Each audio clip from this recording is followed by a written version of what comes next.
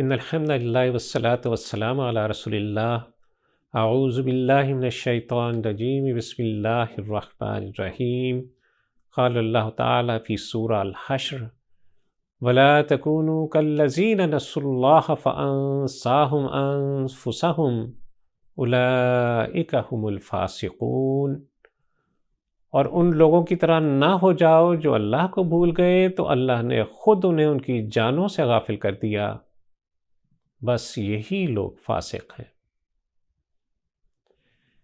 اس آیت مبارکہ میں ایک بڑی اہم بات ذہن نشین کروائی جا رہی ہے کہ جو شخص اللہ کو فراموش کر دیتا ہے تو اللہ خود اسے اس کی جان سے فراموش کر دیتا ہے۔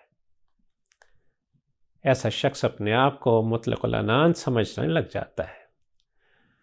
جب وہ اپنے آپ کو ایک اللہ کی بندگی سے نکال لیتا ہے تو پھر وہ بہت سو کی بندگی میں جا پڑتا ہے، اس کی ساری زندگی غلط ملت ہو کر رہ جاتی ہے۔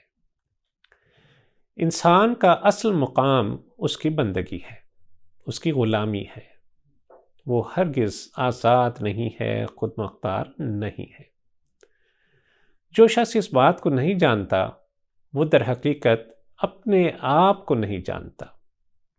ایسا شخص اپنے اصل نفع و نقصان کو بھول کر مشرکوں کے سے، منکروں کے سے کام کرنے لگ جاتا ہے۔ اللہ سے غفلت اسے اپنی نجات سے غفلت میں ڈال دیتی ہے اور پھر وہ فاسق بن جاتا ہے۔ تو بھائیو، خدا فراموشی کا نتیجہ خود فراموشی ہے۔ سزا کے طور پر ایسا شخص اپنے نفع کا، اپنے نقصان کا اندازہ نہیں کر سکتا۔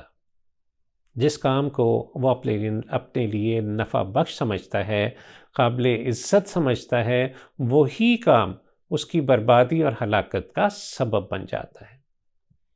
فرعون سمجھتا تھا کہ بچوں کے قتل عام سے اس کا اقتدار محفوظ ہو جائے گا، لیکن یہی قدم اس کی غیر مقبولیت کا سبب بنا اور بنی اسرائیل اس سے نفرت کرنے لگے۔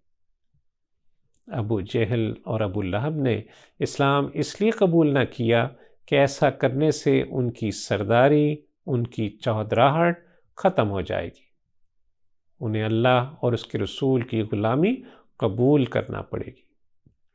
ان کی یہی سوچ اور یہی فکر ان کی بربادی کا سبب بن گئی۔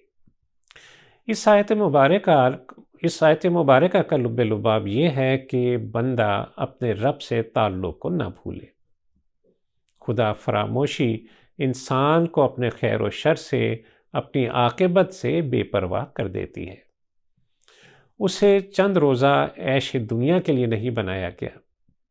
انسان کی معراج یہ ہے کہ اپنے آپ کو اللہ کے احکام کے تحت زندگی بسر کرنے والا بنائے اور دنیاوی غلامی سے اپنے آپ کو آخرت کی ابدی بادشاہت کا حقدار بنائے۔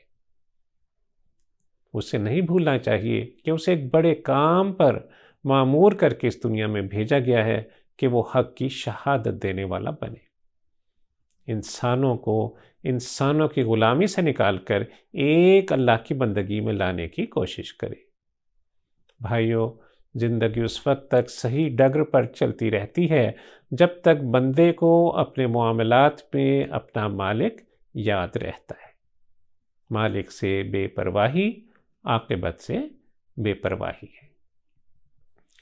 اللہ عز و جل سے دعا ہے کہ ہمیں حق بندگی ادا کرنے والا بنا دے، ہمیں لحظہ بھر کے لیے بھی ہمارے نفس کے حوالے نہ فرمائے، ہمیں جہنم سے بچا کر جنت کی ابدی نعمتوں کا حقدار بنا دے۔ وصلی اللہ تعالی علی خیر خلقہ محمد وعلی آلہ وصحبہ وسلم۔